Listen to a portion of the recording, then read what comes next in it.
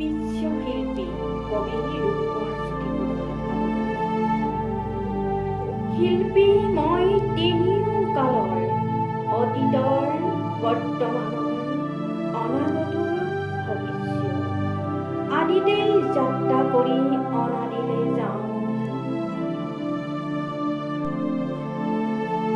ধ্বংসৰ মাজেদি মই ৰূপান্তৰেদি ৰূপ পাই নৱোত্তম সৃষ্টিৰ শলিতা জ্বলাওঁ।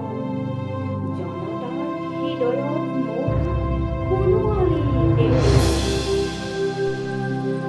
মই পিন্ধো বিশ্ববেশ, নতুন সৃষ্টিৰে চাওঁ সৃষ্টিৰে অনিমেষ। নানা ভাষা, নানা আশা, নানা জাতি বৰ্ণ যিনি বিশ্ব জনতাৰ এক অপূৰ্ব সংগীত।